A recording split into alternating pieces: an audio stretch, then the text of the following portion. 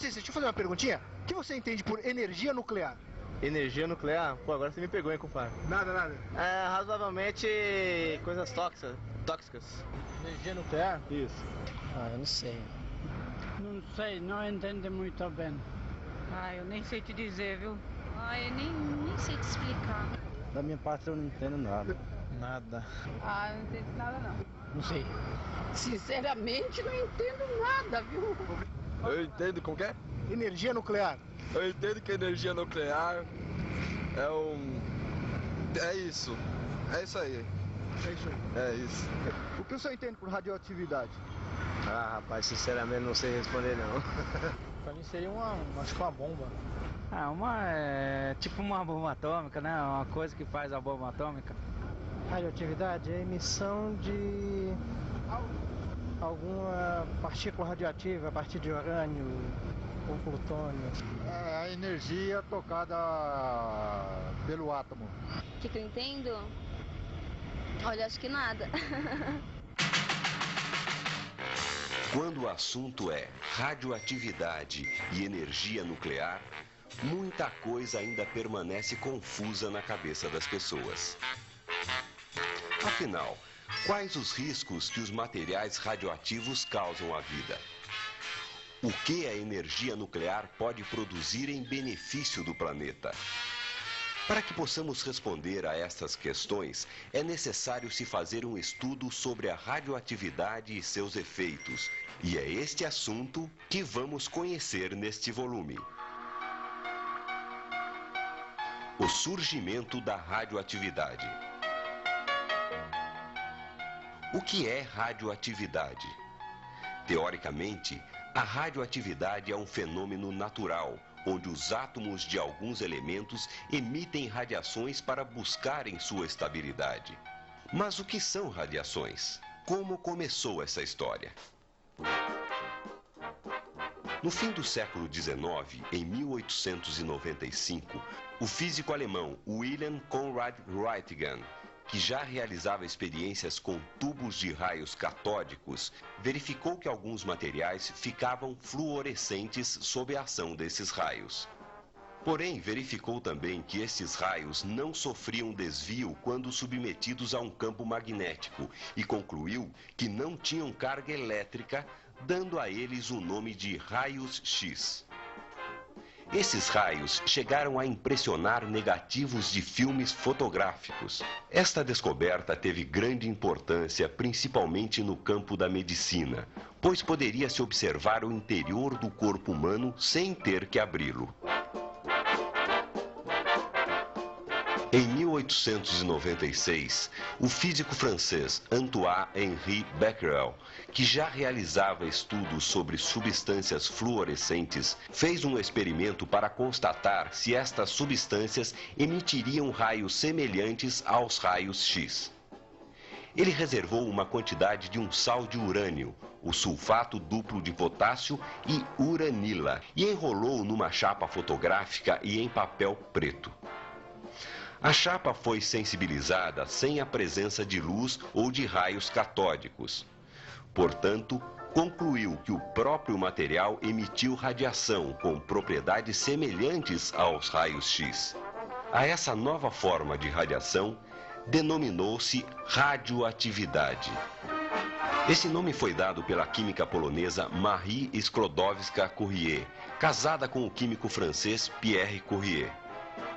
O casal contribuiu muito para o avanço do conhecimento da radioatividade.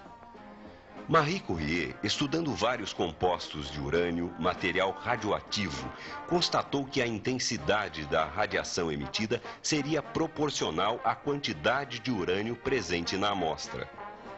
Em incessantes experiências, o casal descobriu dois novos elementos bem mais radioativos que o urânio. Um denominado polônio e o outro rádio. Em 1903, dividiram com Becquerel o Prêmio Nobel de Física. Em 1911, Marie Curie recebeu o Prêmio Nobel de Química pela descoberta dos elementos polônio e rádio.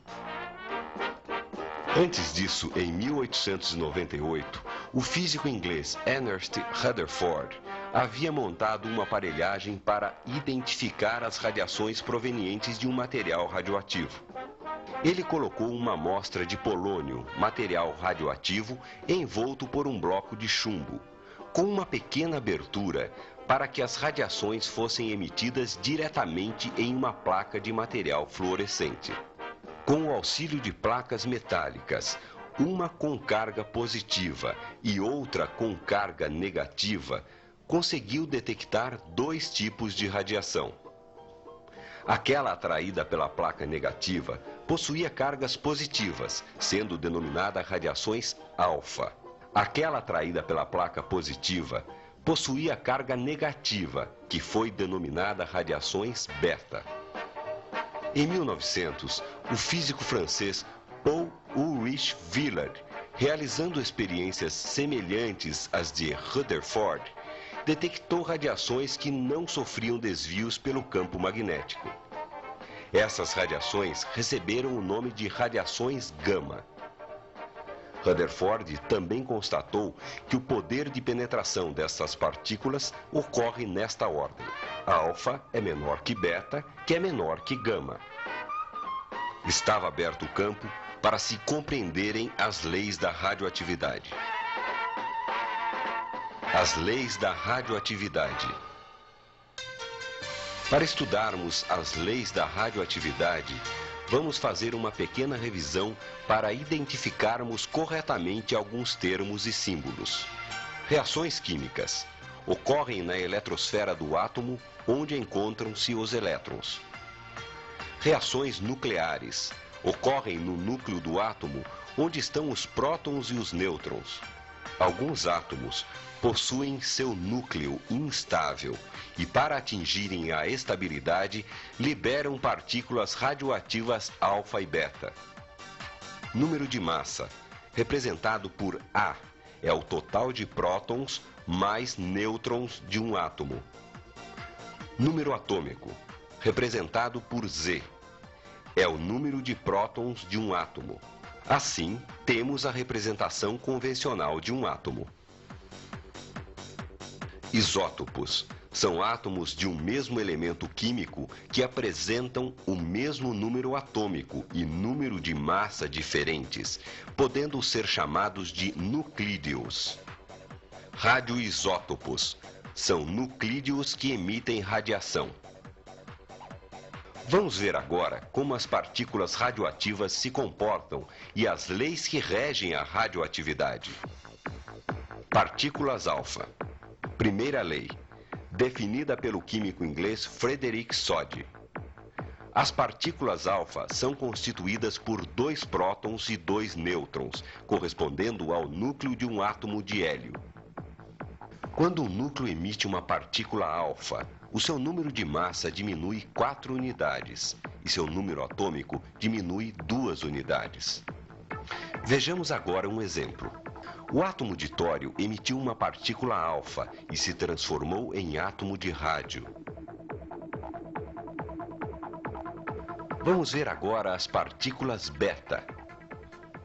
Quando um átomo de um elemento radioativo vai emitir uma partícula beta, um nêutron que está no núcleo se decompõe, dando origem a um próton, um elétron e a uma partícula subatômica denominada antineutrino. Vejamos a segunda lei, elaborada por Soddy, Fajans e Russell. Quando um núcleo emite uma partícula beta, o seu número atômico aumenta 1 unidade e o seu número de massa permanece constante. Vejamos um exemplo. O átomo de bismuto emitiu uma partícula beta e se transformou em átomo de polônio. Observação. Quando o núcleo de um átomo emite partículas alfa ou beta, dizemos que ele sofreu uma desintegração radioativa, ou seja, um átomo se transforma em outro átomo. Finalmente, vamos ver as radiações gama.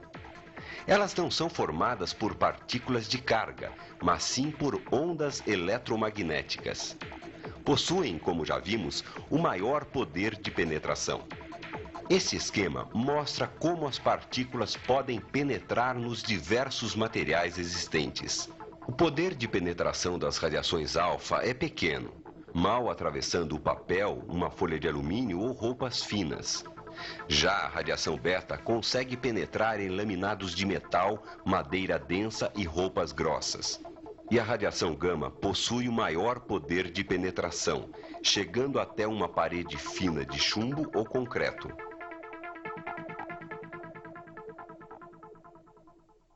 Efeitos provocados por emissões radioativas. Os principais efeitos são efeitos luminosos, representados pela fluorescência de determinados materiais ao entrarem em contato com radiações. Como exemplo, temos o material utilizado em ponteiros de relógios, que podemos visualizar no escuro. Efeitos químicos. Em filmes fotográficos, existe uma cobertura de sais de prata que sofrem decomposição ao receberem radiações. Efeitos biológicos. São os mais sérios. Se o período de exposição de um ser humano à radiação for longo, podem ser produzidos diversos efeitos no organismo, que vão de tonturas e lesões de pele, podendo chegar à morte, quando a radiação estiver em alta dose no organismo. Aí vem a pergunta: e as pessoas que trabalham com materiais radioativos, como se protegem? Bem, elas utilizam diversos equipamentos de segurança, como capas para o corpo e o dosímetro, que consiste em uma pequena placa com uma substância que escurece ao contato com a radiação. Quando o material é altamente radioativo, o seu manuseio é feito por braços mecânicos, aumentando a segurança. Qualquer material radioativo ou área de trabalho é indicada por este símbolo. Outro modo de detecção de radiação é o uso de um aparelho denominado contador Geiger ou Geiger-Miller. Ele verifica se há radiação no local e a sua intensidade. As partículas radioativas têm a capacidade de ionizar gases, ou seja, transformar as moléculas presentes em íons. Vejamos o esquema desse aparelho. Dentro de um tubo existe gás argônio, que entrando em contato com a radiação se ioniza, conduzindo eletricidade. O aparelho converte a corrente em sinal sonoro e em uma medida acusada no mostrador que o aparelho possui para identificar a intensidade da radiação. Quanto mais radiação o aparelho acusar, maior o ruído e maior o nível do ponteiro do mostrador. Tempo de meia-vida, também conhecido como período de semidesintegração.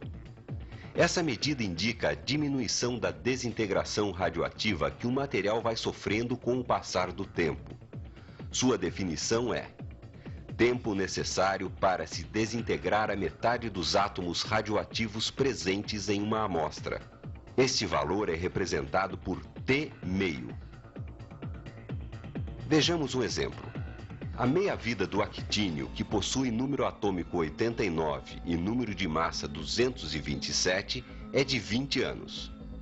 Se tivermos 16 gramas desse elemento, qual a massa que restará passados 60 anos? 16 gramas é a massa inicial.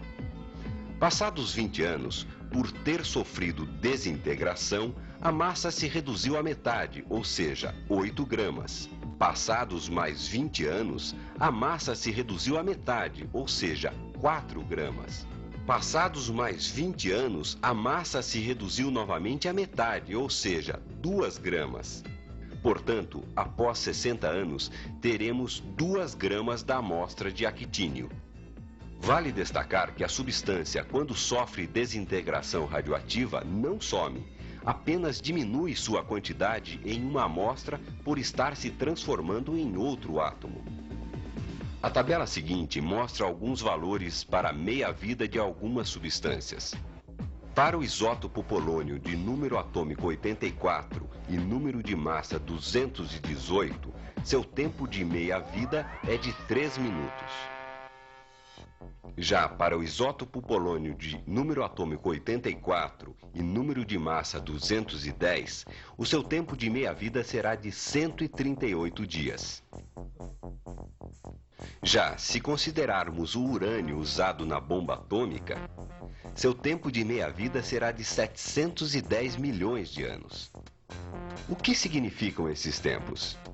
No caso deste último átomo, do urânio, indica que após 710 milhões de anos, a metade dos átomos da massa de uma amostra desse material terão se desintegrado. Aplicações da radioatividade. As aplicações da radioatividade são diversas e úteis para a nossa vida. Na indústria, na medicina, na agricultura, na engenharia e na arqueologia. Na medicina, temos a utilização dos raios X e de radiações para matar células cancerosas, a chamada radioterapia, que consiste no bombardeamento das células cancerosas que são mais fracas que as normais por radiação gama, que podem ser obtidas pelos átomos de cobalto 60 e de césio 137. A medicina nuclear vem avançando suas técnicas para facilitar a identificação de enfermidades e seu tratamento. Outra aplicação importante do uso de radioisótopos é na arqueologia, através da datação pelo carbono 14. Essa datação permite determinar a idade de um fóssil, um pergaminho ou uma rocha. Vamos entender como isso ocorre. Na natureza existem 3 isótopos de carbono: o carbono 12, o carbono 13 e o carbono 14. Destes 3, o carbono 14 é o único radioativo e o menos abundante. Ele é produzido pelo processo denominado transmutação nuclear, processo pelo qual um nuclídeo é transformado em outro pelo bombardeamento de uma partícula. A transmutação do carbono 14 ocorre pelo bombardeamento do nitrogênio por nêutrons provenientes do espaço. Ao ser bombardeado pelos nêutrons, produz carbono 14, que é radioativo mais hidrogênio. Os seres vivos, plantas e animais, incorporam o carbono 14 pelo gás carbônico ou pela cadeia alimentar. Quando morrem, a quantidade de carbono 14 diminui, pois sendo radioativo, ele se desintegra por decaimento beta, transformando-se novamente em nitrogênio. A velocidade de formação de carbono 14 na atmosfera é a mesma de decaimento. Portanto, sua concentração no planeta permanece constante, 0,000001% ou 10 partes por bilhão. Isto quer dizer que, em cada bilhão de átomos de carbono, 10 serão de carbono 14. Conhecendo o tempo de meia-vida desse radioisótopo, que é 5.600 anos, podemos determinar a idade do material a ser analisado. Vejamos um exemplo. Um fóssil que possui 1/4 de carbono 14, ou seja, 25% em relação a um ser vivo, tem que idade? Considerando-se que um ser vivo possui 100%, após 5.600 anos teremos 50%. E após mais 5.600 anos, chegaremos a 25%. Assim, somando-se os anos, concluímos que este fóssil possui 11.200 anos. O decaimento deste fóssil pode ser representado por este gráfico. Uma outra aplicação que merece destaque é a radiação de alimentos com raios gama para conservá-los por mais tempo, pois os raios matam os micro-organismos que atuam no alimento para deteriorá-lo. Existem outras aplicações, como identificar vazamentos em tubulações, estudo dos mecanismos de reações químicas e etc. Fissão nuclear. O que significa esta denominação? Fissão significa quebra. Portanto, fissão nuclear é a quebra de núcleos grandes em núcleos menores, onde ocorre grande liberação de energia. Essa reação, feita com um bombardeamento de nêutrons, provoca uma reação em cadeia, que é capaz de formar vários produtos.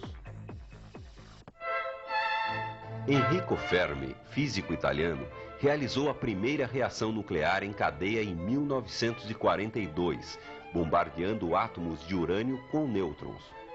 Para que a reação em cadeia ocorra, é necessária uma certa quantidade de material físsil, ou seja, que sofre fissão.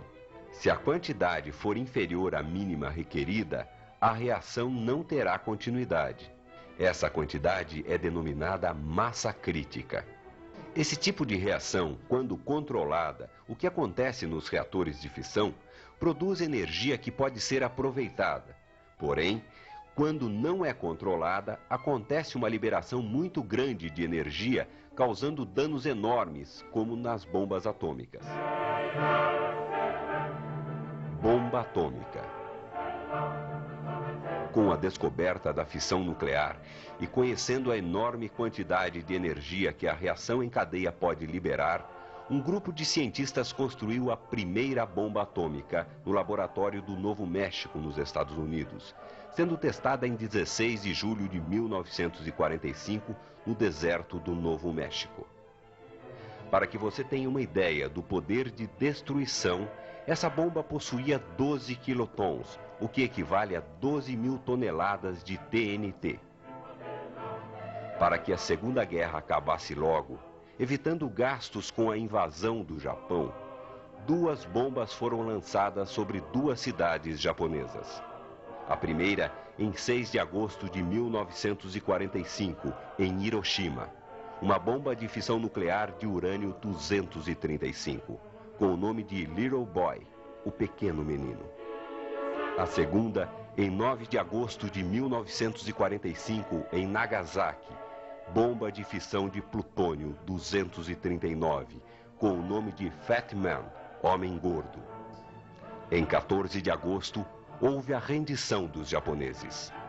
Mas as imagens da destruição das 2 cidades permanecerão para sempre em nossas mentes. A bomba de Hiroshima exterminou imediatamente 100.000 pessoas. A de Nagasaki, 20.000 pessoas. Porém, as mortes podem ter chegado a 200.000 em anos posteriores, por exposição excessiva à radiação. Infelizmente, o poder da energia atômica ficou conhecido por causa dessas 2 grandes tragédias. Reator nuclear. Antes de se pensar em bombas atômicas, Enrico Fermi e seus assistentes já haviam construído o primeiro reator nuclear. Sua intenção era estudar a fissão nuclear, controlando a velocidade da reação para aproveitar a energia. Hoje, existem as usinas nucleares que usam a fissão nuclear para a produção de energia elétrica. Vejamos como funciona um reator. No reator, a velocidade é controlada pelos moderadores, que são barras de substâncias como grafite e água pesada, D2O, ou cádmio, que controlam a velocidade da reação, pois absorvem nêutrons sem sofrerem fissão. A geração de calor no reator aquece a água que circula dentro do gerador de vapor. A água aquecida vaporiza e movimenta a turbina, produzindo a eletricidade. Depois de passar pela turbina, o vapor entra no condensador e é resfriado, tornando-se água líquida e iniciando novamente o ciclo. A água do reservatório para resfriar o vapor deve estar sempre disponível em grandes quantidades, e para isso se utilizam as águas de mares, rios e lagos. É por isso que as usinas nucleares se encontram sempre nessas regiões. A usina de Angra dos Reis, no estado do Rio de Janeiro, produz eletricidade por reator nuclear. No caso do reator, a ciência contribuiu para facilitar a vida dos homens e não para destruí-la. Esta tabela mostra como a energia nuclear é utilizada para a produção de energia elétrica em diversos países. Temos exemplos como o da França, que produz mais de 70% de sua energia elétrica a partir da energia nuclear. e outros como Lituânia, Bélgica, República Eslovaca, Hungria, Coreia e Suécia, na faixa entre 40% e 60%. O Japão utiliza 27,7% de energia nuclear e os Estados Unidos 22,3%. Até a Argentina produz 14,4% de sua energia elétrica a partir da energia nuclear. Mas como podemos notar, o Brasil não aparece nesta tabela, pois aqui este não é o principal método utilizado para a obtenção de energia. No entanto, para países que investem e que mantêm suas usinas, a energia nuclear é de grande importância. Fusão nuclear. A fusão nuclear é a união de núcleos pequenos, formando núcleos maiores. Nessa formação, ocorre a liberação de grande quantidade de energia, bem maior que a fissão nuclear. Esse tipo de reação está presente no Sol. O que acontece lá? Como a temperatura é muito elevada, fator necessário à fusão, os átomos de hidrogênio se fundem, formando átomos maiores e liberando a energia que recebemos aqui na Terra. Uma reação que ocorre no Sol é a fusão dos isótopos de hidrogênio, deutério e trítio, dando origem a uma grande quantidade de energia.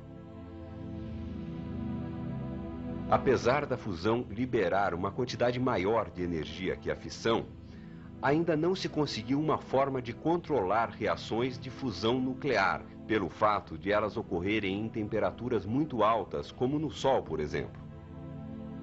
A aplicação conhecida para a fusão nuclear é a bomba de hidrogênio. Essa bomba funciona por fusão nuclear não controlada.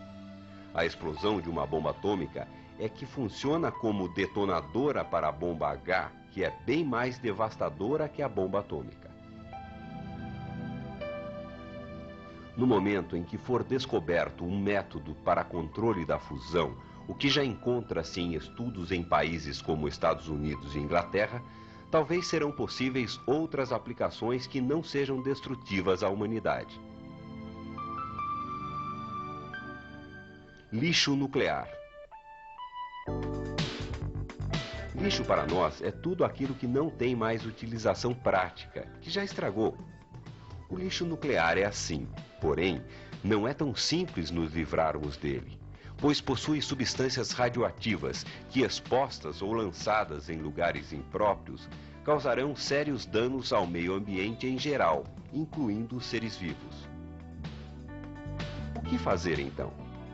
O lixo nuclear deve ser armazenado em recipientes de concreto ou de chumbo, que funcionam como blindagem às emissões radioativas do lixo, até que o nível de radiação caia e não prejudique a população.